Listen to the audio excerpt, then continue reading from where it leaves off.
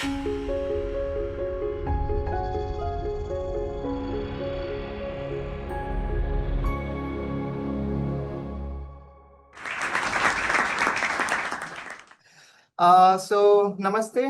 dear viewers.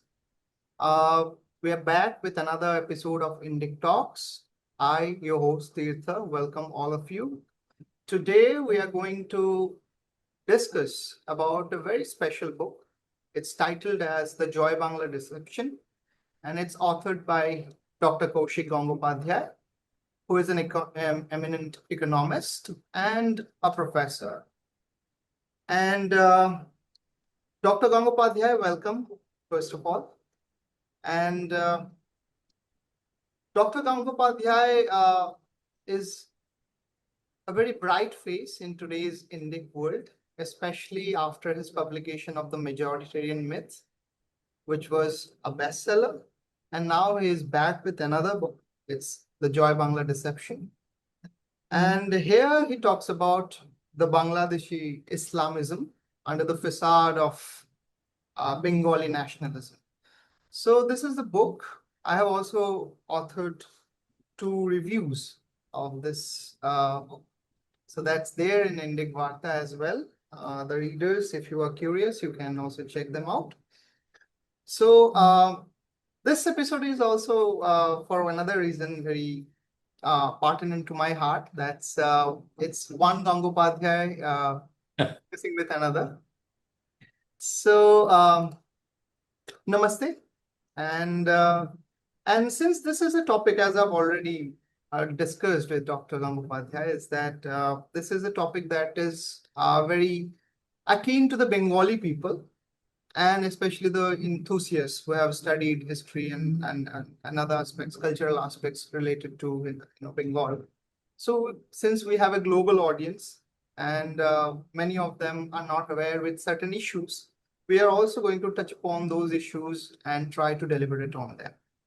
So I have segregated this talk in several sections. So we'll start with the political queries or political issues that are there in this book. So Dr. Gangopadhyay, I first begin by asking you that we'll start with 1905, the division of Bengal and the history. That part is almost known to everyone. So Bangabhanga Andalan and all these things. So it is also the time when the Muslim League was gaining power. And there is one particular idea that the Muslims of Bengal, they had, the Bengali speaking Muslims, I would rather say. So they were very much against this, division of Bengal. So was it true, or is there something that lie behind the spectrum? Okay. Firstly, thank you, Dr. Ganguly, for inviting me and also reviewing the book so kindly. I am always so thankful to my reviewers because they are the first people who read the book, right? Secondly, I also thank my audience who are sort of here in a lazy afternoon. They're still here. So thanks to them also. Now, if you look at the Islam, we tend to make a sort of a very generalization that all Islams are sort of same and all coming from a written source. That is quite crude. I mean, to that extent, I give my leftist friends some benefit. I mean, some good point they make that it's not really what is written in the book that is important. It's how the narrative sort of peters out that is much more important. And if you look at that, Indian Muslims, in the at least Muslims, Bengali speaking Bengali, that is well documented in the 19th century. So they used to follow a folk version of Islam.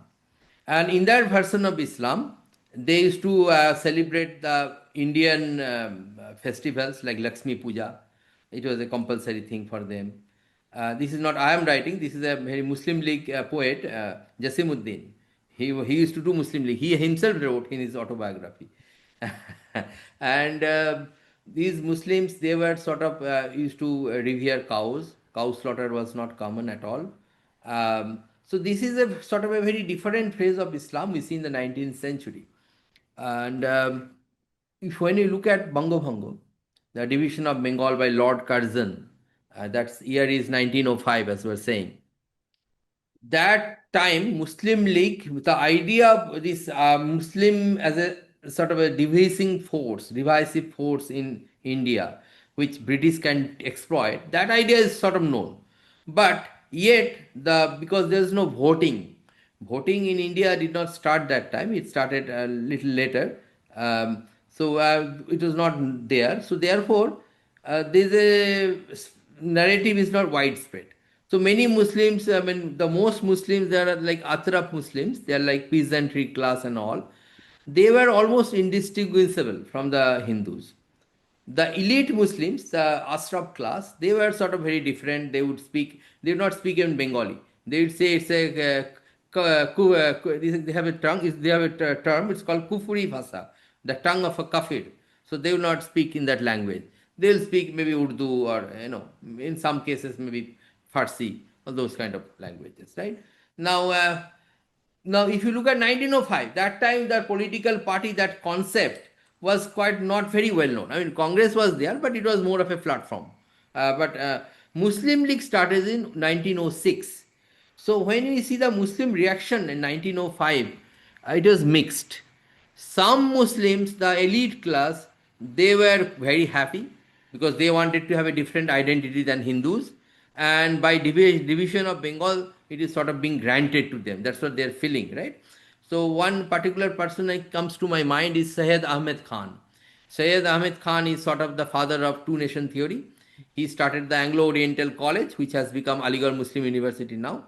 Now, Syed Ahmed Khan has a speech in Mirat, as you definitely know, and in that speech, he is actually saying that half of Bengal is Bengalis, half of the people living in Bengal are not Bengalis, they are Mohammedans. So he is trying to identify, he is trying to take the Muslims out of the Bengali fold to Mohammedan fold, right? This idea is sort of very eminent.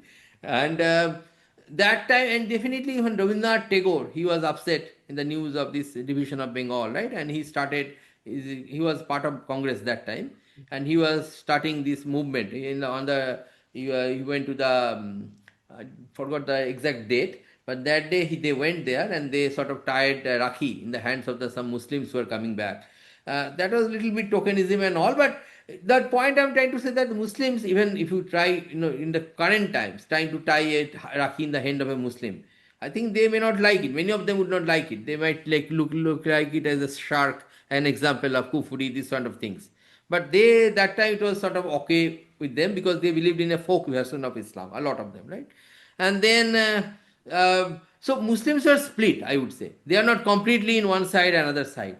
But I would say the elite class was more with the British plan, and most of the common persons there with the national Indian narrative. Now things completely changed with the beginning of the party called Muslim League in 1906. And that starting of Muslim League that started Pakistan, it did not happen in any city of Pakistan. It did not happen in Lahore. It did not happen in Karachi, right? And Muslim League never ruled any province that is currently in Pakistan, in the undivided India. The party started in Dhaka, and the only state Muslim League ruled before before the independence is actually Bengal. That is telling. That's really something that we are going to expatiate upon later on. So let's say from 1906 to 1946, August 16th. Right. So just in 40 years, we have to understand that the Muslim League gained immense popularity, not just in other provinces, but especially in Bengal. So much so that they could organize to give life to an event like the Great Calcutta Killings. So many people, even in Bengal, not just in India, even in Bengal, they are largely obscured to this fact about the Great Calcutta Killings, and they have very, prim idea, maybe, I guess. So can you just cast some light on that great Calcutta killings, the event, and what transpired within these 40 years that the entire Muslim population of Bengal almost participated in that massacre? So there are phases in the growth of Muslim League. I'll come to the massacre part little later. First, let's look at the growth. One very big growth happened because of Gandhiji's Khilafat movement. As we all know, Gandhiji started non-cooperation movement when the in 1920, 21, that time frame.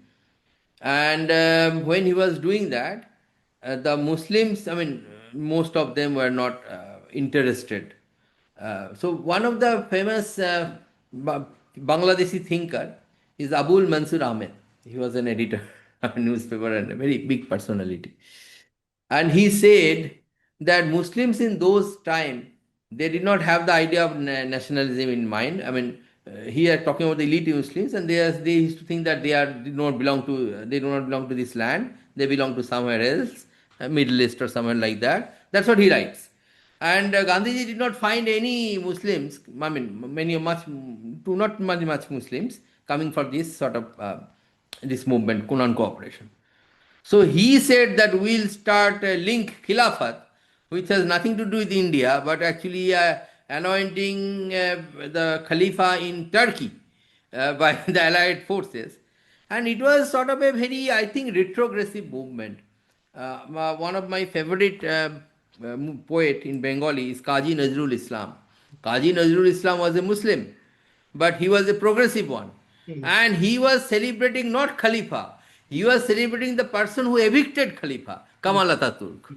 So he said that, this is the person we need in the Muslim world. He is the sort of the bring changes and right thing. And here, on the other hand, in India, we are sort of celebrating the Khilafat movement. So and because of this retrogressiveness, things became quite apparent in a while. What happened that the people who participated in the Khilafat movement, a lot of them, including Abul Mansur Ahmed, I mentioned, they started their political life as in the Khilafat movement. But after a while, they all went back to Muslim League politics. And when they went back Muslim League politics, they went back with a lot of understanding how to organize political movement and all. So Muslim polity doesn't work exactly a lot of the times like it works for the Hindu polity. Hindus have a very big presence of middle class throughout ages and all, right?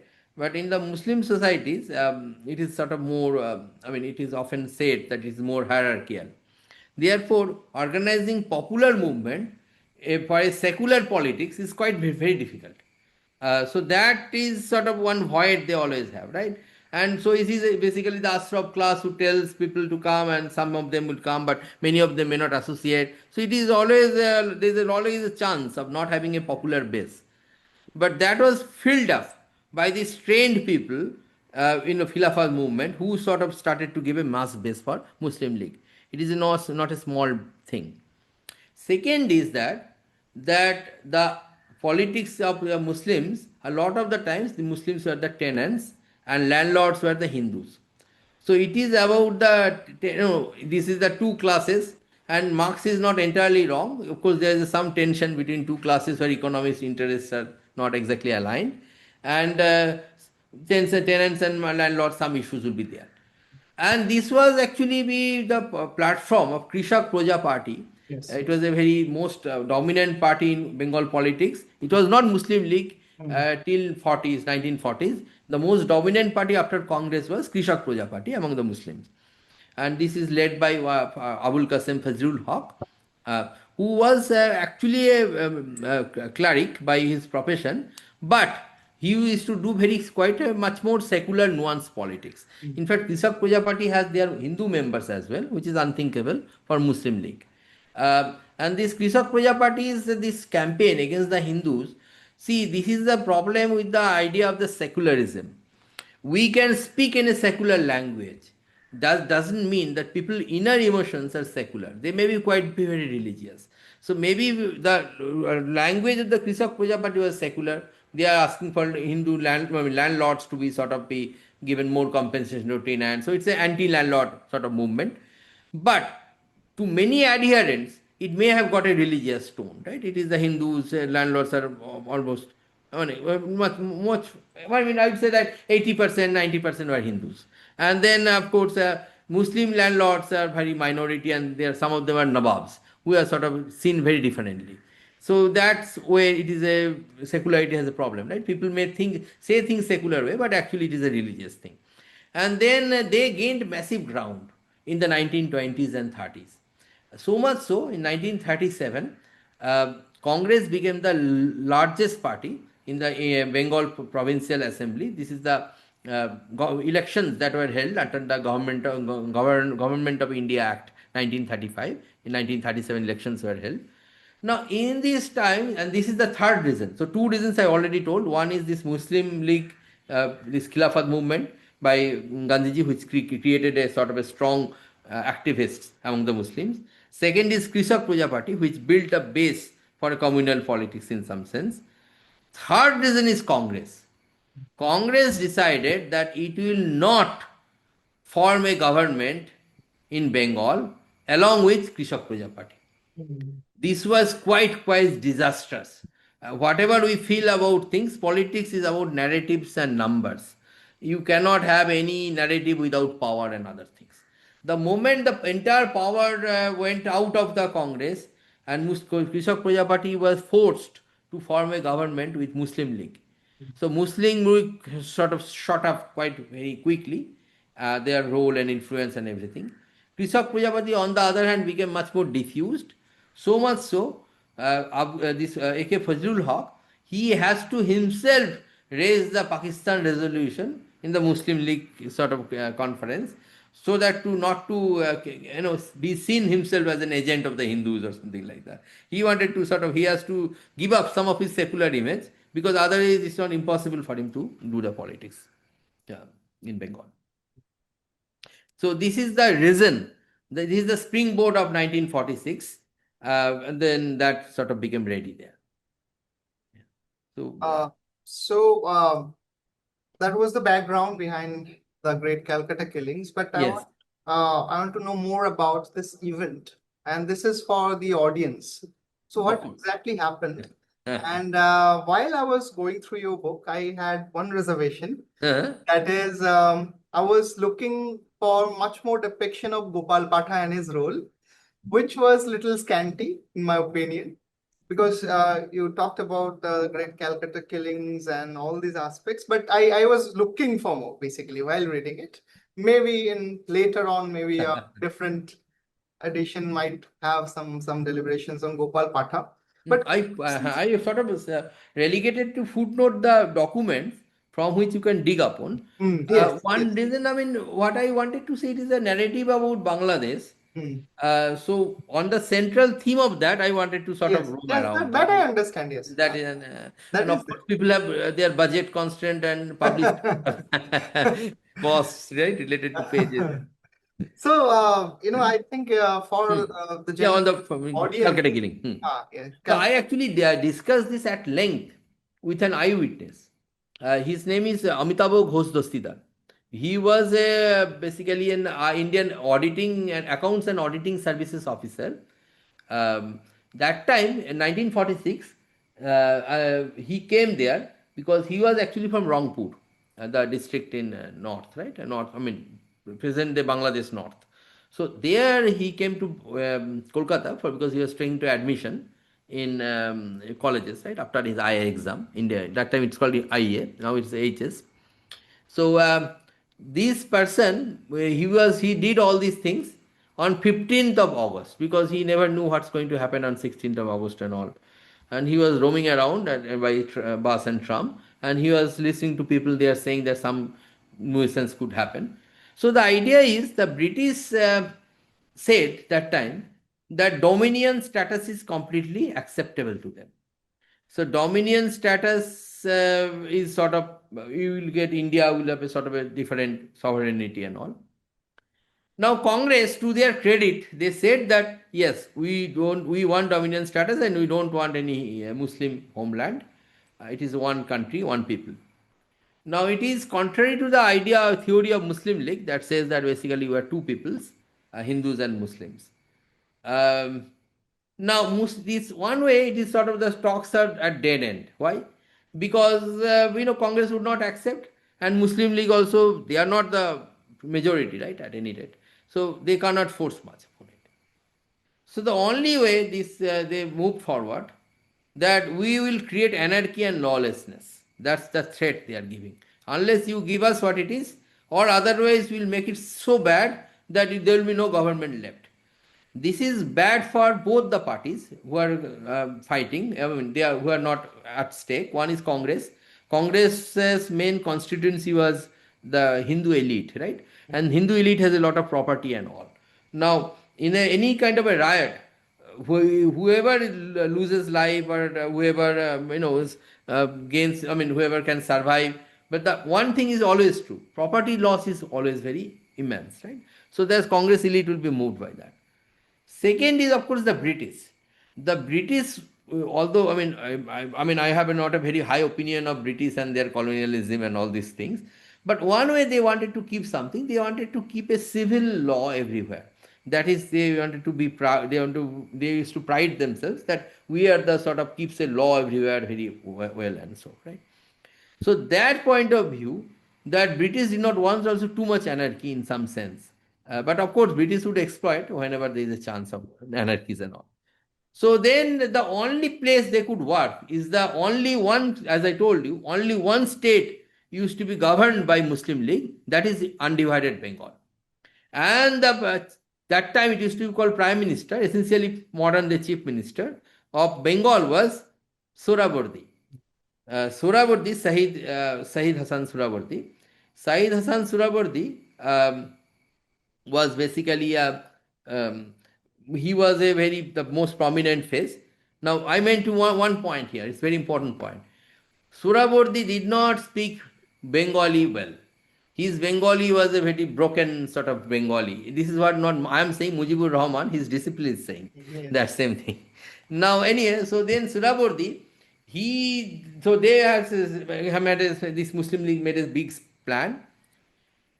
On the 16th of August, that day, there's a big meeting in the main ground of Kolkata. Nowadays it's called Brigade Parade Ground or something like that. I don't know, forgot. I think Said Minar was that in that particular ground, but I don't remember the name of the ground that time, but the convocation was on that. So Muslim League, they bought many gundas from all over Bengal. So their own ministers in the state government. So that time there is a quota on fuel. Fuel you cannot purchase from free market. But so in the Second World War restrictions are still there. So basically their own minister arranged fuel so that they bring a lot of armed gundas all over Bengal. And these gundas were sort of assembled in the Brigade Parade ground that day. And then in that ground, it is also said that Communist Party was also there, representatives were also there, since they were sort of supporters of Muslim League all the time. Now, after coming there, Sohrawardy started making very speeches. One after another speaker started making speeches that will sort of make people, boil blood, something, blood boiling speeches. So they sort of situation is becoming tense, temperature is rising, and Sohrawardy that time said, "I have restrained police." Why did he say so? Because he transferred the police officers, the OCs, officers in charge in every police station of Kolkata except two, and he transferred and brought back Muslim officers, presumably loyal to Muslim League politics. And the only two places where he did not do so, they are Anglo-Indian officers, where it is, Anglo-Indian sort of is to be thought as a higher level of citizen than Indians, and you cannot sort of do them without British approval. Right? And then in that meeting itself, and then that time violence broke out. It is possible there is a false flag. They brought some people saying that, they have suffered injuries here and there by Hindus.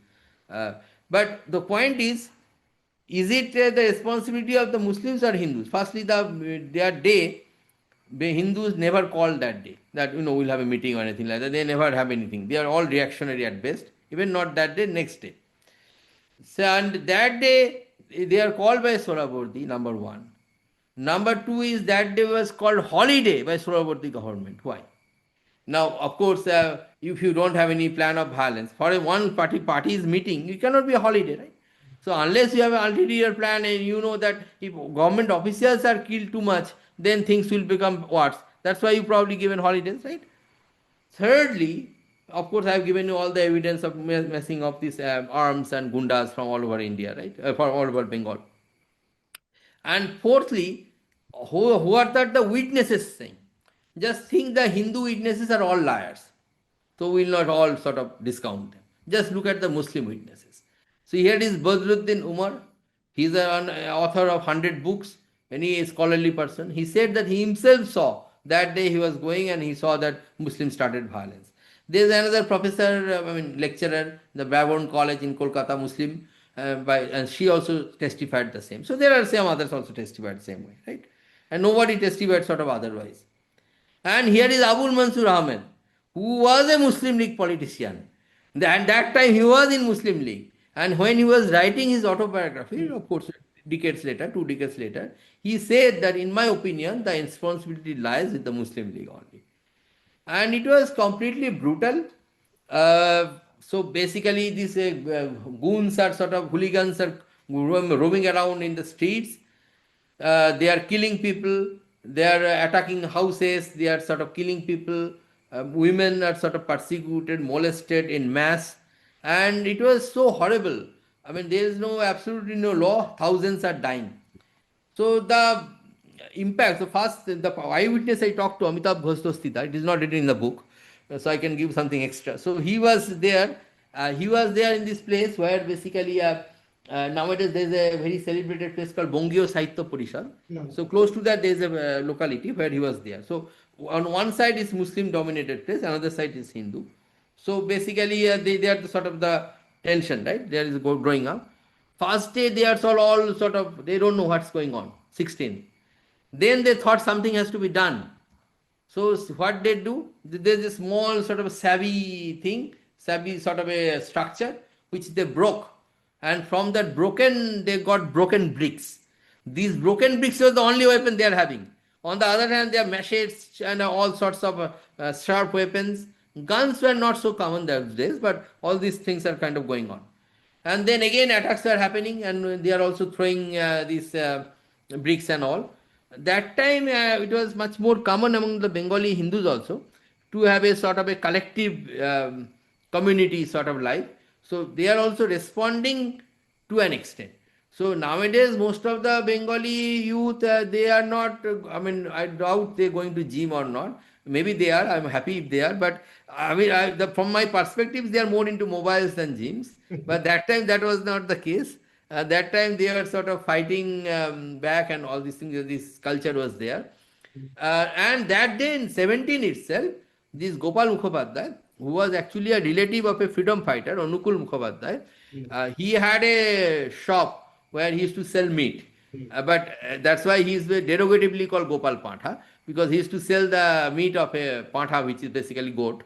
But that is sort of not, he was also known as the person who is organized in the local community level, used to have the local, these exercise centers. Those times gyms were sort of there, and they are sort of, he was very active there.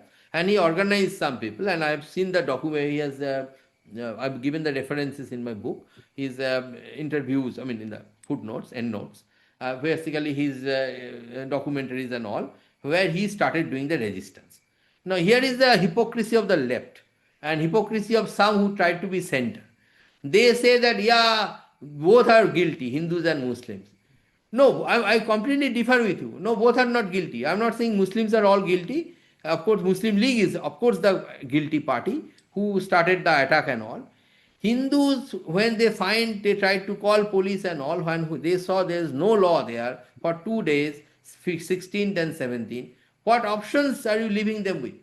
Law only exists, and law cannot exist in a vacuum. The moment the idea of the law is gone with no police coming and all, people have to sort of react to stop violence upon them.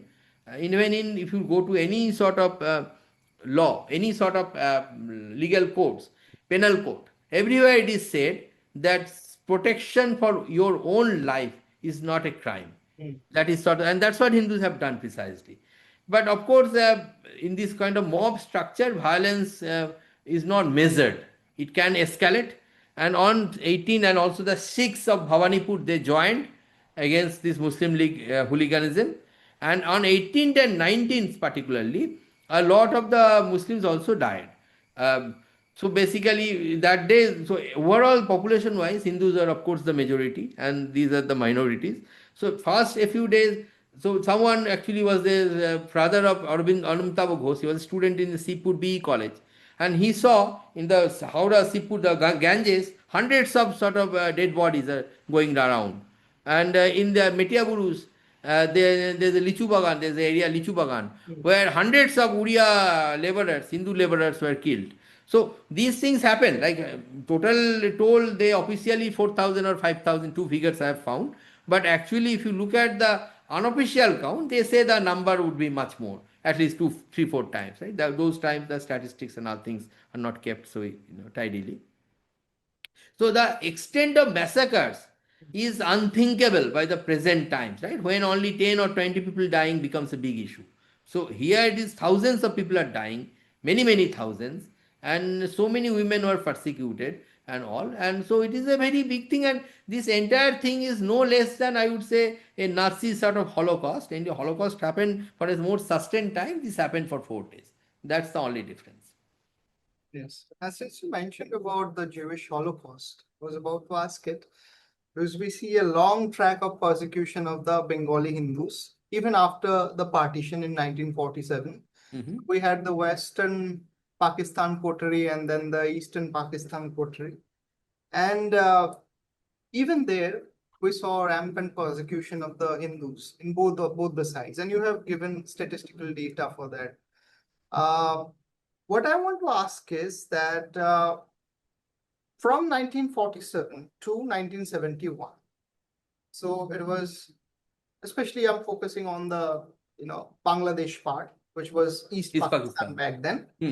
So what sort of demographic change do we notice over that period of time when once they were the East Pakistan was actually fighting with the West Pakistan coterie, maybe for political autonomy and other reasons that we are going to discuss, but what sort of demographic changes do we see in that particular period? So the number of Hindus in percentage wise before 1947 was 28%. And in 1971, after the Pakistani Army's Operation Searchlight, it became, 13, 14%. That's sort of the census happened 74, that time it is 13%. It could be a little higher, but almost sort of same. So population was percentage wise less than halved. And this is from a culture for whom living ancestral land is the greatest of the sins. The Bengali Hindus, they would think that they wouldn't care about the collective, whose government it is, and all sort of things. They would say that we are sort of, this is my land. And there is a Rabindranath Tagore's phrase, Saptapurush Jethay Manu Semati Sonar Bara. Means if I am living in the land where my previous 7 generations have lived, that is the most most sacred land for me. So they would not sort of like to settle and go outside, right? Now, from that point of view, it has become less than halved. So that means a huge thing. And I'll give you incident after incident. So there is so what was that? So one is of course the massive riots during partition. So much has been talked about and all. So generally it is thought that in that riots, 10 to 20 lakh people definitely died. And of course 2 crores of people sort of changed lands and all. That's very big. But then the other thing is bit by bit. Whenever there is some issue, to move away the political attention, you have to go to and blame the sort of the Hindus. That is sort of the way it used to work all the time. And this is most well documented by Jogendranath Mondol. Jogendranath Mondol ji was a follower of Ambedkar ji. he was a sort of being moved up by Subhas Bose, his politics, and then he became the most leading voice of the Dalits in Bengal. In a lot of these, there is a particular caste which is called Nomosudra caste, and Nomosudra caste, and also there is a lot of them are Motuas. Currently, we know, right? So these people, they are. He was their leading voice, and he advised everyone to stay there. He said, "Okay, I am staying with you, and please stay with here." Now, and he was made a also cabinet minister, not in Bangladesh, entire Pakistan, right? He's a cabinet minister. It's a big post. I think he was the law minister, if I'm not wrong. Uh, so that's telling. Now, what happened? This person he wrote a, he had to, so violence was so severe that he was scared of his own life.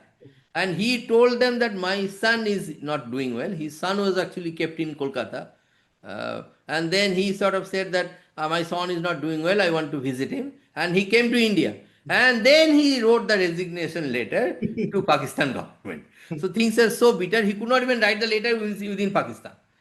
And in this letter, it was given every paragraph what is happening. This letter is being produced in part in the end note, but anyone who wants to see, just type Yogendranath letter, Mondol's resignation letter, and you will find that letter in some wiki source somewhere. And it actually tells you how it is happening, how in 1950 Dhaka they actually shown a person with so this person's upper half was covered in red color, and they sort of shown a rumor that this person's breasts were cut off by Hindus in Kolkata. And after that, they did massive violence everywhere. And this was happening when the Indian West Bengal's principal secretary was present in the same secretariat where all these things are happening. Just think about their hypocrisy and atrocities. And Jogendranath Mondol gave all the details. In some sense, I feel very tragic to describe it. How would we really, if I really feel Bengalis are my people, it is sort of very tragic to describe how they were killed, how our mothers and sisters were dishonored. It is not easy to sort of say it. But it is so, it is so difficult that it is, and this violence continued not for 1 or 2 days, for 6 months. 6 months this violence was happening on any different pretext, and it was so there are big some of localities like Ganj, and these localities became desolate after that much of persecution. People either have to leave or die, or women will be distributed to these ringleaders of Muslim League. This sort of an operation was going on. This is quite pathetic. There is another person who documented this. He was close to Subhas Bose. His name is Samar Guha. Samar Guha actually emigrated out to India, and then he became a member of parliament later. He was in Bangladesh for a few years. In the 50s, I think he emigrated out, and then he became a parliamentarian in India 40 times, but not in a Hindu Mahasabha or in BJP ticket, in forward bloc, a sort of Communist Party ticket. And he has a report where he has described all the violence that is targeted against the Hindus and all the business establishments, how they were shut, how all the factories were shut, how the lands were sort of forcefully taken away, how these temples were all destroyed so that they are forced to leave. Whenever there is a Muslim festivals, there is a violence. Why? Because Muslim Hindus will lose their identity with the loss of their festivals. So they will either live as a marginalized community or they will forced to emigrate out. And this is all documented, and I have put all the references also. Of course, if any sort of listener wants to could not find it also, he or she is welcome to send me an email also. I will send you the document. Documents are all here. So yes. Don't worry about it. There is an extended bibliography to your book, almost spanning to 40 or 50 pages, I guess. That is true also. Yes. So it's a very dense research work. And third, again, this testimony is coming. So why I am talking about this person's political affiliation? So it is often alleged that whenever someone is talking about these atrocities, he must be a BJP member, has some Hindutva link, something like that. But no, sir. No, ma'am. These are not coming from any Hindutva source. These are all coming from the other side. Jogendranath Mondal, who actually were happy with, somewhat happy with the Muslim League politics. The Samar Guha, who was a communist, and I mean Nubas Bose, and he was sort of much more on the left side of the spectrum, and he was an MP with that side only. Third is Chittaranjan Sutrar. Chittaranjan Sutrar has a book. He was there in Bangladesh after there, and he wrote a book. This book I have not mentioned. I have just mentioned once, but I have not quoted because this book does not have any bibliography or sources mentioned. But it is experiential, how they are feeling about it. So this person used to live not in a place far from Mujib's place, where he grew up, and how he was documented. He was from the Namasudra community. And from that community, and he was very proud of his community. He was saying this community was very successful. There are many doctors there. There are many persons who have a good standing there. And he said that this community was increasingly facing violence and all, and how they have to emigrate out. So there is another book on that also. And since we're talking about that period and that particular time, you have very specifically mentioned about the Awami Muslim League, which later dropped Muslim from its title just to cater to the Hindu people. And they've also formed with the Krishak Praja Party and all. So can you just make a little deliberation on that? Because a lot of people today, when I talk to my friends in Bengal, they are little, you can say, they espouse the Awami League to some extent, and they feel like, okay, since Awami League was there in Bangladesh till August 2024, Hindus might be a little safe. But if we look at the history, we see a completely different picture. So can you just expatiate upon that? So the Awami Muslim League started by the same Saeed Hussain Sohrawardi who did the Calcutta massacre. Yes. In Great Calcutta killings. And then, of course, here there is also another person, Bhasani, who was the most anti-India, anti-Hindu person. Of course, Mujibur Rahman that time was a sort of a youth leader only, not more than that. They were not happy because they were not given any share of power. They were the elite of the Muslim League in East Pakistan or East Bengal. But when Pakistan was formed, all the power was captured by the Koteri, the Western Koteris. They are close to Jinnah, right? So these are the Punjabi Koteris who sort of became sort of very dominant there, and they got no power almost. So they are upset. They broke the party, and they called it Awami Muslim League, right? Awam means community, right? So that sense it is not different than Muslim League. Now what happened? Their opponent was A.K. Fazlul Haq. I talked about, right? Fazlul Haq was more secular politics, and I'm not calling him completely secular on all, but he was much more secular. And this is not I am saying. This is Acharya Prafulla Chandra Ray, the famous Bengali scientist, chemist. He said it. And basically, the Fazlul Haq we used to do is a very sort of a politics that is more of a secular demands and all. And so therefore Hindus would like to trust Fazlul Haq more than Sohrawardi. So, and then he renamed his party from Krishak Praja Party to Krishak Shramik Party. And then basically there is no there is a lot of some elections, and elections basically now that time there is a practice of separate electorate. So some seats, population proportion wise, were reserved for the Hindus, Christians, and Buddhists. Mostly it is Hindus. There is one Chakma seat and one is sort of this Christian seat maybe. So all these minorities, they used to back Fazlul Haq. So even though in the Muslim Sikhs, Awami Muslim League is leading, but these people will sort of back it up, and therefore it is very difficult to defeat Fazlul Haq in the elections. Now, these Awami Muslim League then started an operation. They became suddenly close to the Hindu people there. Hindus at that time used to vote for Pakistan National Congress, which is essentially the Congress members who are sort of left there, stranded there, right? Now, these people, they are looking for a joint electorate. In a joint electorate, maybe they are thinking was not completely right, that basically Hindus will have a much better chance of safety in a joint electorate because they can influence all elections much more. And that demand was adhered and catered by Awami Muslim League. So this is a brilliant move by Awami Muslim League, and I heard that Bhasani did it. So by this move, what did they? They dismantled the Hindus' monopoly on seats. Now much more Muslims are represented, number one. Secondly, they are made to support Awami Muslim League without any option. The other option is the Muslim League, which is not a good option and all. So they sort of supported it. And Fazlullah also died in the 1950s, late 1950s. So after that, basically, it is between Awami Muslim League and Muslim League. Awami League, because he dropped the Muslim name, and Hindus are sort of fans of tokenism, so they liked it, and they sort of are voting for this party. So I would not say that Awami League is if you look at the politics after Bangladesh was formed, the other parties are extremely anti-Hindu. Awami League is moderately. So they will not do anything so Awami League's policy is a much more clever party than the other parties.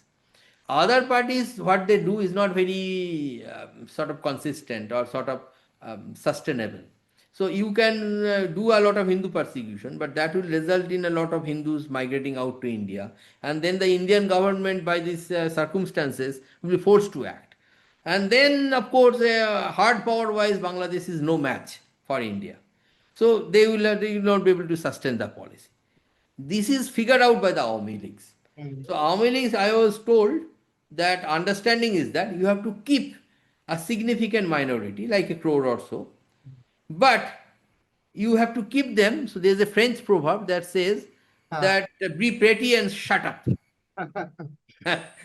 So that so you be a minority and that, but you be a sort of token minority, but you won't have any clout. That's the deal. I mean, I know there are many brave Hindus in Bangladesh who are sort of doing their best, but I would say a large percentage of the Hindus, who educated Hindus, they have accepted the deal to an extent. I mean, that's how I see it.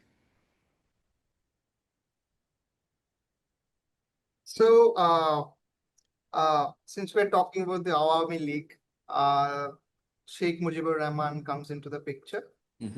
And, Bengalis, especially in West Bengal, I feel, they are very, for them, Mujib is very lucrative. Because we are making a film. I mean, Shyam Benegal has made a film, biopic on Mujib, the making of a nation. So there, even there afterwards, with his chanting, his slogan, Joy Bangla, which is also there in the title of the book, that became very familiarized with the Bengali people in West Bengal as well. But my question is that because the way you have presented, the way you have cited facts about Mujib, he was a disciple of Sohrawardi. And later, when the Anandamay ashram was, bombarded, so he didn't take any action. Rather, he made it a Sohrawardi Uddan. So that kind of a person is being celebrated in West Bengal or by the Bengalis of Indian part, you can say. So how do you see that? How do you see the figure of Mujib? Was he really a very subtle politician, or as you mentioned, because that was the policy of Awami League, but inherently, how did Mujib act? Was he really a protector, or he was just another, you can say, another horrible monster who was just keeping, trying to act like a, a wolf in a sheep's clothing, you can say. So I would say, no, I would not go any extreme. I would say when he was young, Mujib, he was in the great Calcutta killing, 16th August and all. I mean, he himself said that he was there, but he never said that I have done violence, but that is not supported by the other evidence. I mean, he personally, I don't know whether he did violence or not, but what happened that recently his house was destroyed in Bangladesh. Yes, Bangladesh is a lawless state now. You can do anything against Mujib, nobody will say anything. Now, the people who destroyed the house, they were claiming that from the house they got a document that shows that he was actively involved in this Calcutta killing. But I let it be as it may, because we don't have documentary evidence. My book, so therefore I have not even mentioned it in my book. because it's not based on, you don't, I have not seen the document and all, right? Their authenticity. Yeah. Then say, but I would say I leave it at that. Because what is happening if you are growing up in an elite Muslim family, your childhood and other background, it is probably not very far-fetched to be associated with that kind of politics. So I like to criticize ideas more than man. So I sort of excuse Mujib on that. Now, when he became a grown politician in the 1960s, and he started, has something called 6 points program that led to this creation of Bangladesh. I see in him a politician who is looking for opportunities everywhere. He was not exactly a monster just for the sake of monster, but he was not exactly a secular icon who sort of ideologically tried to do the right secular thing. He was sort of playing a balancing act, like all politicians do. I mean, almost all politicians do. So he became very close to India in an extent. So there's an Agartala conspiracy that was alleged against him by the Pakistani government. In this conspiracy, it is said that he went to Agartala in Tripura and met the Indian intelligence officers. He denied it, and he was also acquitted by the court. But that acquittal was not based on facts, I would say. It is based on the excuse me, largely the perception that Mujib is becoming a hero. So not to make him a martyr, so sort of keep it at a lower level, they acquitted him. Actually, one of the persons mentioned in the charge sheet later said, yes, we went to Agartala. So, I mean, I don't see also any, blame in Mujib. He has to also see all what the other side is offering, right? Because going to extreme and other things. Secondly, but then he took a role, which is the Joy Bangla thing. Now, Joy Bangla, he sold it quite well. Sold it quite well to Bangladesh. Joy Bangla was never a political slogan, but he sold it quite well there. He sold it also in West Bengal much more probably, and I'll tell you the reason. Then what happened? Then he became the Bangladesh's first premier, first as a temporary capacity. Then elections held in 1972, and he won, right, massively. Now the first speech he gave in January 1972, it's a public speech, right, in that same Soraborti Uddan. There he basically, Ramna race course basically. So there he basically was saying, he said that I'm a Bengali, I'm a Muslim, and I'm a human being. So all these three things. So it is actually giving signal to all the people. So want to also decipher something else. The liberation of Bangladesh would have been impossible with Soviet Union's active support. Because US has sent their own army, and they are famous, what is called, fabled seventh carrier or something. It's the Air Force anti-aircraft carrier, and their airlines Air Force that big ships, right, for Air Force carriers. And then of course they also had this big platoon coming. But they only went back because Russians sent their own atomic vehicle, vessel and other things. And number one. Number two is China was supposed to come into the conflict, but apparently Russia stopped it. So he has to pay the loan, right? And that is the heyday of socialism. So that's why this socialist concept, right? This red and green, well, he is saying that green represents these green fields and of paddy, and this red represents the sun. Firstly, the paddy is, we never, in Bengali poetry, never say green. We always see it's yellow. So that analogy is doubtful. My own sense is he is representing the Muslimness of his country in this flag, as well as the socialist ideal of red. So both of them are sort of being present there. That's how he sort of sold it well. But at the same time, I would say that he said in the same speech, it is the second largest Islamic country with Muslims. Why would you say that if you are really not looking at your country's person's religions? You have to look into person's religions, right? Islamic or Islam or Hindu, to say whether it is second largest or what largest. Secondly, he also said in the same speech to do some munazat, Islamic ritual for him. Now, this ritual is a little awkward for me, because as a secular leader would never do that in a public meeting. So as a, for example, prime minister or as a sort of president in India, you never see any leader doing any particular religious ritual. They may do in a personal capacity, but they not as a, where they are actually appearing as the head of the state and giving the speech. And then this is of course not a very secularity. And then again, I will go back to Abul Mansur Ahmed. He was very close to Mujib.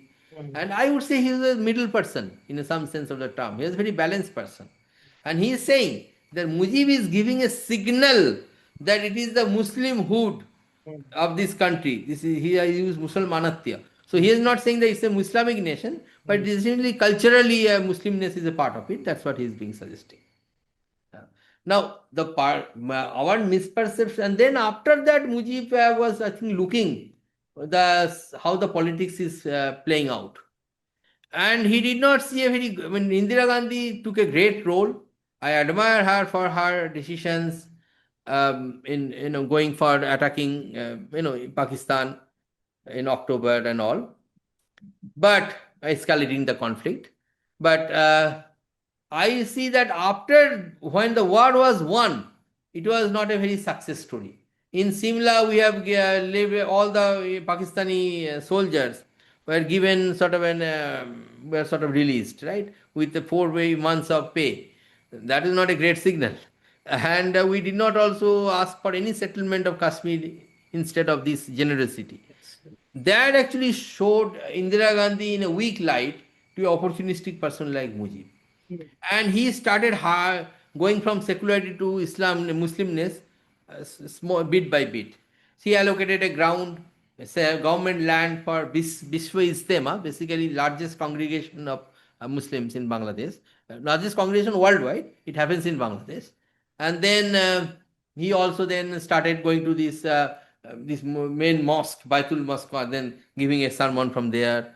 And then he, in 1973, he actually gave a general amnesty to all the Razakars in some sense of the term, right? So, and then he joined Organization of Islamic Countries. He performed Ziyarat, another Islamic ritual in Iraq. So things are going on in the logical direction. But I'm trying to say that he was neither, I would say put it as an opportunistic politician who is seeing how the tides are turning, and he went there. But of course, it was becoming more Islamic.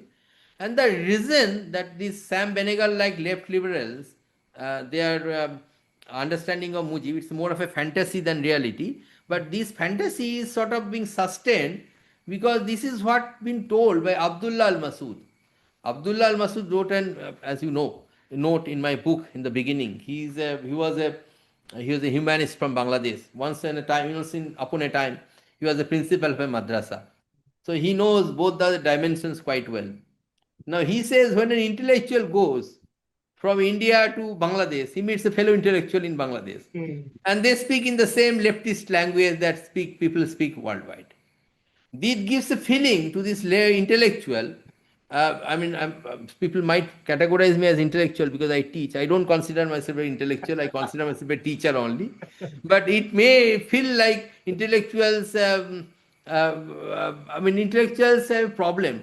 Their problem is they like to pretend they know everything whenever they don't know a lot of the things. So they speak to these people in the Bangladeshi intellectual. They feel a good idea about this Bangladeshi intellectual. Maybe he's right till that much. These Bangladeshi intellectuals are no different than Indian intellectuals. I would give it that. But Bangladesh society is not run by these intellectuals. Their narrative is completely different, right? This is why so many atheist bloggers, they have to be murdered. In Bangladesh. Because the intellectual narrative that happens in the elite echelon is not sustained, liked by the ground people. And that's why one of these bloggers, Saniur Rahman, he was attacked.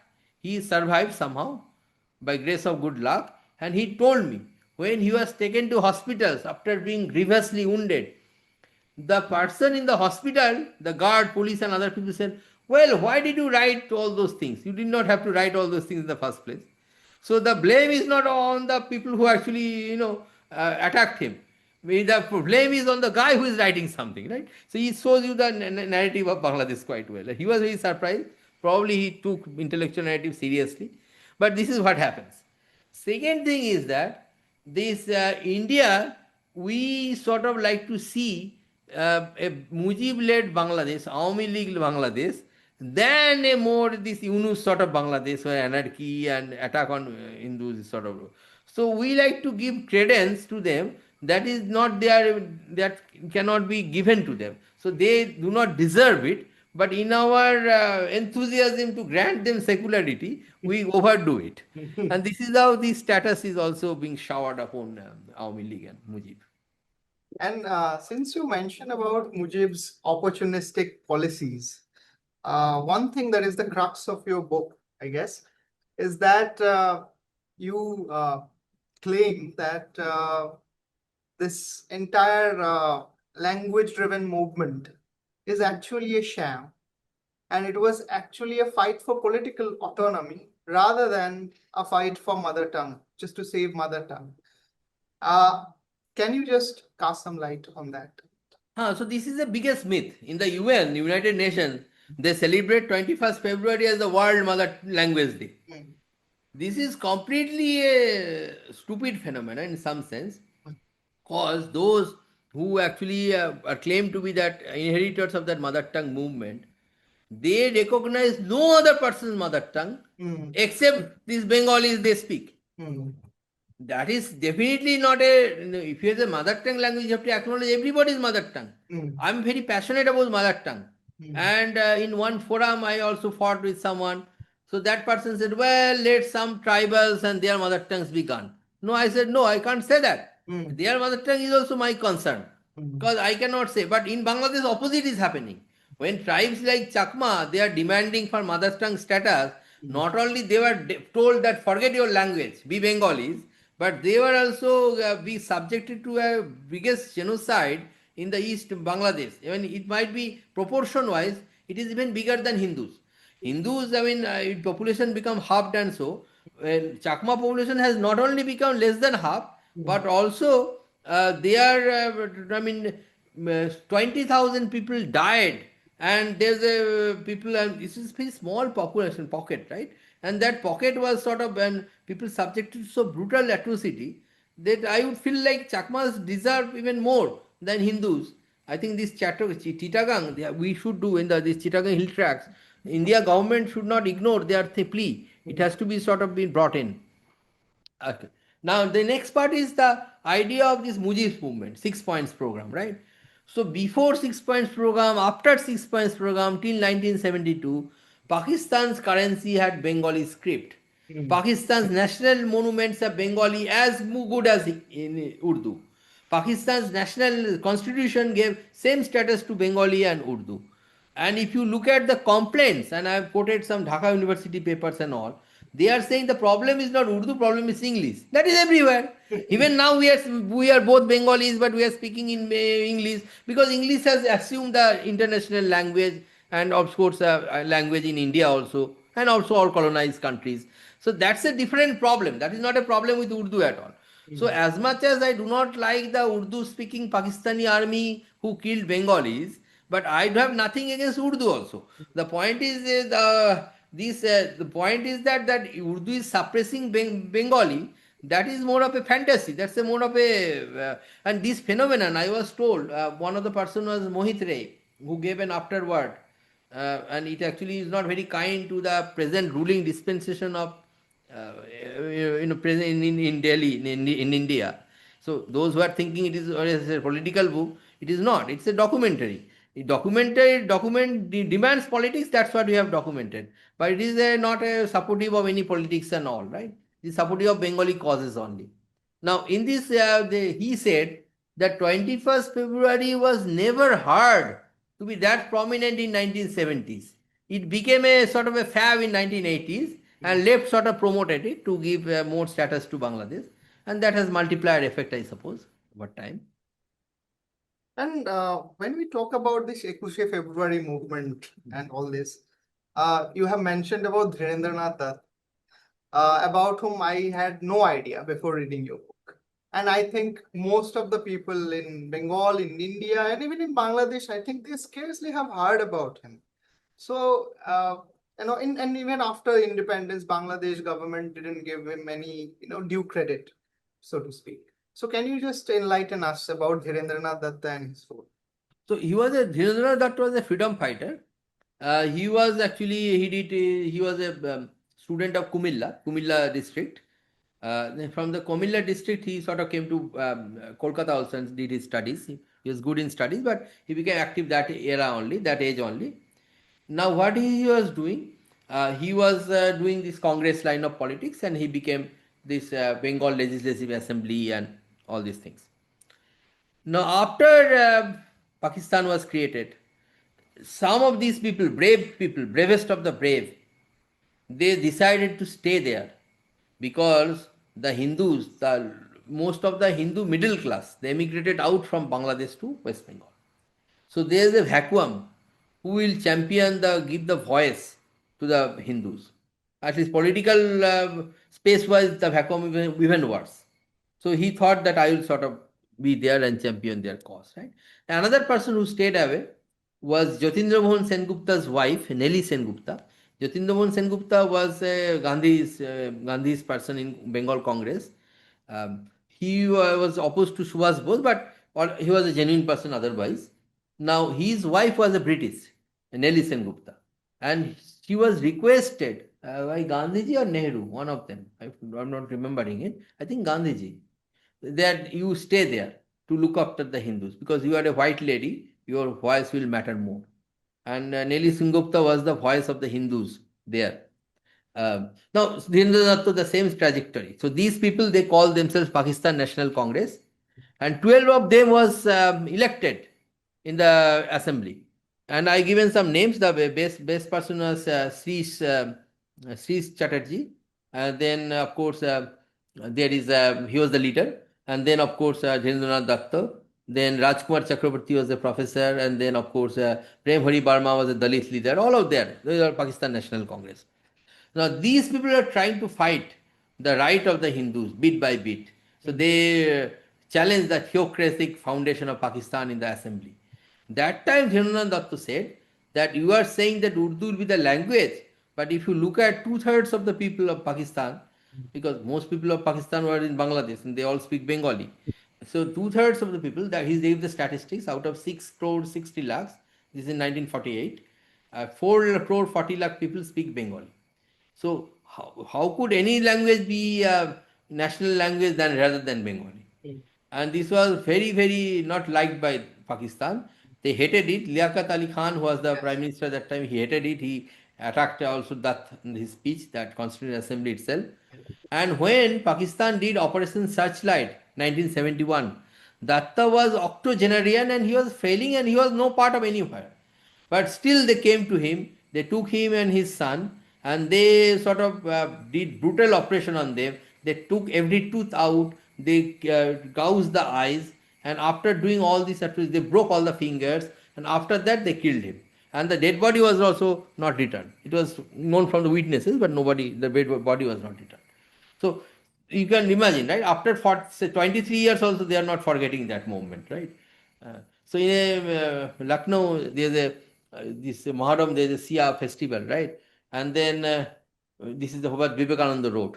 So basically, you go to Sia festival, but first you have to sort of slap on some replica of Yazid, who was the sort of the other side of Hassan Hussein. And the two persons went to rural person who knew not about this thing, and they are told about that. And these two persons came straight at the foot of Yazid and said, okay, you hit them so much, they are still, after many hundreds of years, they are still weeping. So that's sort of an understanding. So they hit Pakistan so hard that even after 23 years, they have to sort of kill him. Now, Dhirendranath Dutt is tokenly called Shahid in Bangladesh. That part I give them due. But the analogy stops there. As the first person who brought it up in the Constitutional Assembly, and when no Muslim League member, no Awami Muslim League member was not there, Awami Muslim League was not there that time, but nobody spoke in favor of him at all. So he was the pioneer. He should be called the father of language movement, if there is any, right? But he was not given any recognition at all. He just called Shahid. There's no nothing in the Dhaka, in the central places, in his memory. Now all these sculptures are being broken. Maybe nothing will be there in a few days. But when they are there, celebrating the 4 or 5 martyrs of 21st February, but there was nothing on this Dhirendra Datta in Dhaka. The only thing that is there is the road in front of his house. It is called Dhirendra Datta Road. But and the stadium in Kumilla, it's called Tirthendu Ganguly Stadium, but people don't call it, they call it only Kumilla Stadium. So that's all. So in the Dhaka, if it is not there, I don't think it's a sufficient given. So this entire language movement that we see, if we call it a language movement led by Dhirendranath Dutt, because at least these people were actually fighting for the language part, if not, Mujib and other people. Right now, and even before Tagore and all, we saw that there was Arabization of the language, just to make it Islamize the Bengali language, because Bengali is coming from Sanskrit. It has many roots and in that. So this Arabization of the Bengali language that happened in past, that kept on happening during the East Pakistani part time frame of history, and that is still happening today, because they would call like ghost rather than calling it mangsho, and they would call it pani rather than call it jol. Khoon for them would be blood, and Tagore actually protested about it. You have documented Tagore's idea in this book. So what I want to ask from here is that this rampant Arabization of Bengali, where does it lead to? Because first, they fought for the language, to protect the Bengali language, maybe for jobs, maybe for political autonomy, whatever reason. But now, if they are bringing Arabic and Persian words with Urdu influence, so does this not defile what Bangladesh stands for eventually? So this is a tension. Some Bangladeshis, they think themselves Bangladeshis, and some others think themselves Bengalis. So this tension is going on, and so the Bengali part, they wanted to keep it closer to Bangla, because that way they could create a narrative that could include all of the other places that's not in Bangladesh but should be there, according to Maulana Bhasani, like West Bengal, Assam, or Tripura, right? The Bangladeshi people are not so foresighted, they are not so patient people. They wanted to sort of change it, everything. Now, the peoples who converted to Islam, and this has been explained by a very famous person in Bangladesh. His name is Ahmed Shafa. Ahmed Shafa, he has a book, Bengali Musulmaner Mon, The Mind of a Bengali Muslim, right? He's saying there, essentially, Muslim societies in the pre-modern age, they used to think that because the language in heaven would be like Arabic, so they need to know it, otherwise they'll be socially ostracized. So that project happened all different Muslim societies. So they tried to create their language more to Arabic. Now in Bengal, what happened? In 1871 census, the first census in India. So 18 million were Hindu Bengalis. I mean, Bengali speakers of Hindus, Bengalis, among the Bengali speakers, 18 million were Hindus and 17 million were Muslims. Bengalis, Hindus are more, and of course, what you call the middle class or cultural class, the class that makes narratives and all. That class being Hindus are even more. So the idea of Muslim takeover of language did not happen that age. So the idea was that basically some elite Muslims left Bengalis. They used to speak like Hossein Sohrawardy, and others used to speak in. I think even Begum Rokeya. She's a great person and all, but I think her family used to be not Bengali. Other languages, Persian and Urdu, was spoken. Now what happened that these Bengalis, the Hindu Bengalis, they used to control the thing. Now these started changing when there is a sign of these Hindu Muslim Bengali speakers having their own language and administrative. It started in early 20th century, bit by bit, and then it accentuated over time, sort of thing. So that phenomenon we are seeing now. So basically, the idea is they wanted to take the language quite away from how we know it. Now, this case, I would say that I would sort of more, I think, flexible. If really they don't want their language to be like a different language, I think they have the autonomy to do that. I don't have any problem with that. But then there must be a different name for their language. I mean, it cannot be the same language name, right? So, Hmm. for example, if you go to these different Yugoslavia, so erstwhile there's a country called Yugoslovakia. Now this has become different countries, Serbia, Croatia, and all these different countries, Bosnia Herzegovina. So a particular language is spoken, if some version of Serbian in all these countries, but their names are sort of very different in different places. Um, Now these is sort of, maybe we can also adopt. Maybe we can give a different name to their language and ours, and they even if they let them also change the alphabet also. Hmm. Even they are actually changing the alphabet. Hmm. Some alphabet like Toy Bo, which is not like in the sense of Sanskrit way, like we say Tuha Siddhiki. It's a different kind of a Thaw, right? It's coming up. Hmm. And then they like to say so what we say, we use something called a Burgit jaw, so the normal jaw, and then they call it yaw. So that sort of a thing are sort of coming up also. So then I think I have no problem with that.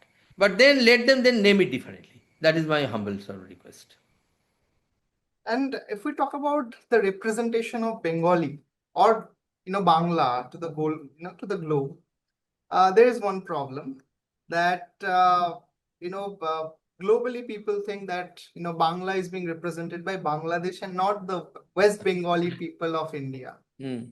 And then we have BBC, Mm. so they pick Mujib as the greatest Bengali in the last 1,000 years. So no Vivekananda, no Rabindranath Tagore, no Aurobindo, no Sri Chaitanya, but Mujibur Rahman. And then And yeah. and So why it is last 1,000 years? and what? Yes, yes, Bengalis, we are known even in the Vedic literature. yes, So yes. the word Bongo is there, right? So we have a history of 4,000 years. Hmm. But it is only restricted to last 1,000 years, right? Yes. So uh, I think they have played this part very well. Mm. That they have taken the helm of representation. Now, even The Economist, it picks Bangladesh as the most, progressive country in 2024, especially after the ousting of Hasina. And all these things are happening. And we have Amartya Sen, and he's saying, no, Bangladesh is a greater model as compared to Bengal. And you have mentioned about it in the. So, with all these aspects, where does that lead the Bengali Hindus of West Bengal, and what are the key takeaways that they can learn from you? So I think this problem is that we Bengali Hindus, we overestimate the secularity of a person. This I have explained in my book also in 11th chapter. Religion was basis of nationhood or people's own identities throughout history. Now we have learned secularity last 100 years in Bengal, maybe not before that. Now, if we think that we will have a create something completely cut off from history, that is quite lame thinking. This has been talked about on American thinker Thomas Sowell. He calls this kind of thinking unconstant thinking. So, in this kind of thinking, pigs can fly, that sort of a thing. But if you want a grounded thinking, which he calls constant thinking, Tom Sowell, then you can't go that. You have to sort of give it a more of a, you know, more of a um, chance that if you want to give it a more of a chance that it will match the reality, then you have to sort of discard this thinking. Now, if you really, this is what we say, I say, if you want to be a Bengali, you want to be respectful about the Indian civilization, the civilization called Bharat. And this is not I am saying, this is Rabindranath Tagore is saying. He said, in this is what my book is ending. So, if you really want to become a Bengali without Bharat, it is impossible. You have become tyrannical. So I am not saying which language you will do. There is no problem with that. So you can be Bengali by being a Hindu like Bankim Chandra. You can be a Bengali by being a Muslim like Kazi Nazrul Islam. You can be a Bengali by being a Christian like Michael Madhusudan Dutt. You can be a Bengali by being a Brahmo like Rabindranath Tagore. You can be a Bengali by being an atheist like Mohit Roy. But then I am saying that you cannot be a Bengali without having Bharat. as a respected thing, says the civilization of Bharat as a respected ideal in our vision. So these has to be acknowledged. Once you acknowledge that, all problems will be solved. That's the and unless this is being solved, nothing will be solved. So the problem with the Bengali is that they have become communists and socialists. I mean, many of my own relatives were like that. Some of them passed away. The point is, you want to become a socialist policy. I have no problem with that. But the point is, what you are saying that that policy exists only by killing the idea of Bharatiya civilization. That's an atrocious statement. And that statement will not lead to any betterment of your ideal. It will only lead to deterioration of your situation. So Bengalis have to be sort of, you be socialist, you be capitalist, I don't care. But the point is you have to accept the Bharat as the noble ideal, and that's the only way. Since you were talking about that Bengali Hindus of West Bengal suffer from historical amnesia, so what should be a better approach for them? So the better approach, I think, they have to change their thinking. Then if you are there, there is a very big problem with the Bengali Hindus. The moment they become socialist, they have to, I was seeing a social media post today, someone who is a communist thinking was cursing Swami Vivekananda. Because he was not, of course, communist, right? Now the problem is, if you read the Swami Vivekananda, and I knew that by heart, there cannot be any greater socialist than him. He is categorically saying that it is an insult to talk about religion to a poor person who cannot feed himself. So, which socialists have spoken even greater truth? Even Karl Marx said the same thing in a different language. But these Bengalis, they are so brainwashed that they think that all that is past is bad, all that is communism are kosher. That is and nowadays communism has been renamed as left liberalism in some sense of the term. Same thinking, but it is called left liberalism. Now, same control, say this is a mania, mania to control people's life. It's called left liberalism. Same idea of hopeless, unreal equality. It used to be called before communism, now it's called left liberalism. But same idea. Actually, it is in some sense it is worse. Because in communism, at least they used to do ground organization and all, so they were more tuned to reality, at least workers of the communist parties. Even though they are bad in the longer scheme of things, in the smaller scheme of things, they are better. But now what is happening is that these people who do communism and these sort of people, they have no idea of the reality. This Okism mixed with communism, it's a very pathetic situation. Now, this narrative, most Bengalis I know, they don't believe in this language. They don't know also. So I was talking to one of my classmates other day. So these guys are hard left and all sort of things, but he believes in gene. He believes that gene decides people's fate. That will not know hard left people will say that nowadays, right? They will say, no, gene is nothing. So that sort of a thing, so they don't know. So most Bengalis, they are good people, but they don't know what they are talking about because they are being brainwashed by this elite clientele or I don't know, elite clientele in Kolkata who sort of brings the narrative. And this is a big, big problem. One reason I could not become like them, I did not become like them, is because I was not from Kolkata. In some sense, I feel. Otherwise, the social pressure will make you conform to their narrative, even though you intellectually know it's not right. So this is a big problem. There are some people, of course, from Kolkata who are great, but I'm just saying that they are exceptions, not sort of the rule. Now, what is happening? Bengalis, they have to throw it away. This is retrogressive thinking. They have to update themselves with the ideas of new intellectuals like Jordan Peterson, Garrett Said, Thomas Sowell. They need to understand that. This is the first thing they need to do. They need to update themselves. Second thing is, I mean, once you have knowledge, only then you will be able to know your ignorance, right? Unless you have no knowledge, you only have read Marx, that too only the maybe Communist Manifesto 2-3 pages, not even the Capital. How would you know? You don't know anything about Marx also. So that sort of an ignorance has shrouded us. Second thing is, what you have to do, this is very important. I mean, this may not look very important, but this is very extremely important, is that you have to go back to the ground. You have to do the gym to make your body good, like Vivekananda said, right? Body and mind must run parallel. I think this is the wisest saying. And then secondly, in your mind also, don't be hooked on to social media and other things. just to talk to real people, try to understand how people are thinking, and this is how you develop things. If you want to have an organization for Hindus, make it a sort of, you could have a social media presence and all, but you don't look at the social media all the time and get feeds from that. Just make it a more grounded organization and all sort of a thing. That will help you a lot. And the third and most important thing is that I already uh, probably this interruption skilled it, that Bengal cannot be separate from Bharat. This is what Tagore said, that it is your own ego, your tyrannical thinking that is making you separate from this. Right? There's an organization now quite well known in Bengal. There are big stalls in book fair also I saw. So they say that all North Indians are sort of bad people because they speak a different language than Bengali, right? Bangla But this Pokho is and crazy. Gorgo. I didn't want to name them, but the point is that these thinking is a crazy thinking. Both Bengali and Hindi, they came from the same language, Magadhi Prakrit. Magad was the capital of India. Yes. So their languages are very similar and all. If there is some dissimilarity, that is because of infusion of Urdu. Now they are going for embrace Bangladesh, which is actually much more sort of Urduized language than this Hindi. So this is a sort of a very crazy idea, I would say, and it is unfortunate that Bengalis are going for that idea. I'm not saying that the other why I did not name that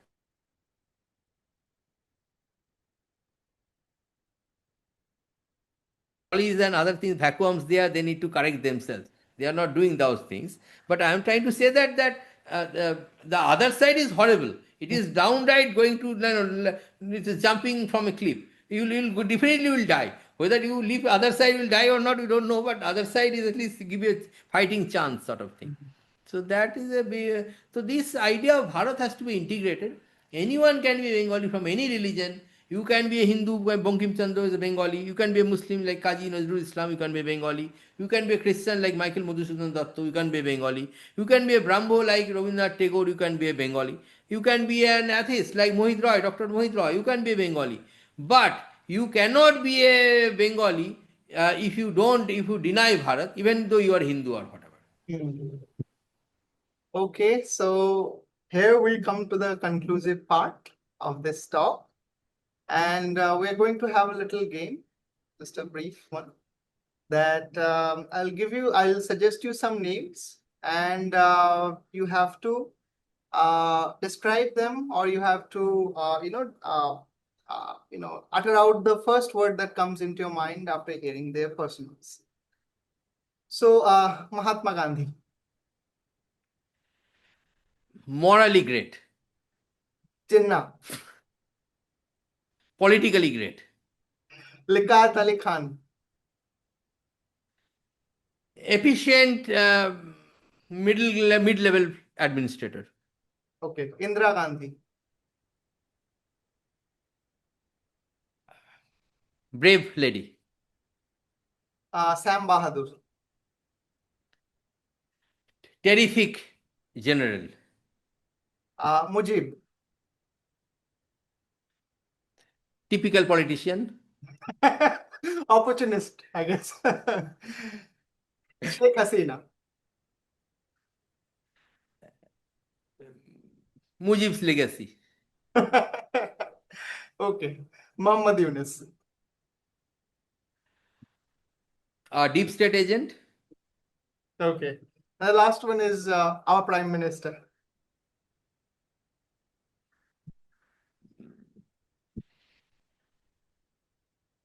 I don't know. It is not related to Bangladesh, so I have not thought about it. But if I talk about, you are talking about him in general or the Bangladesh policy-wise?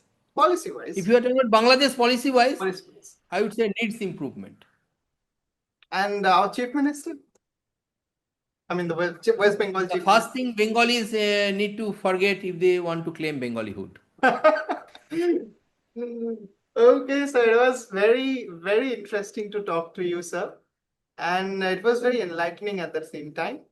I thank you, and I suggest all the readers, all the audience that we have, to definitely get a copy of this book.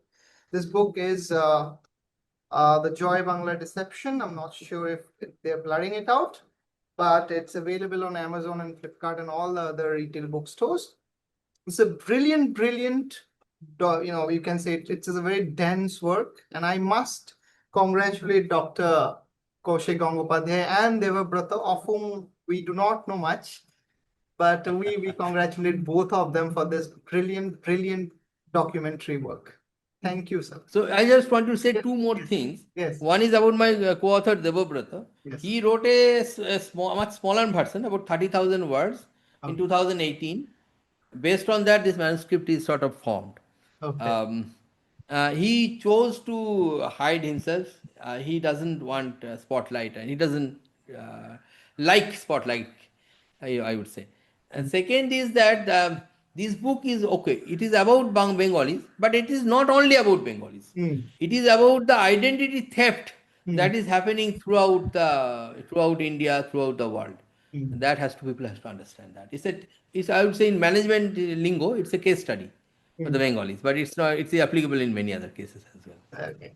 Okay. Thank you, sir. Thank you for joining me, and hope to meet you again at our university in the campus to record more talks of you.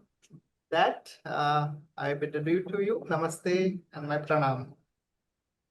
Pranam.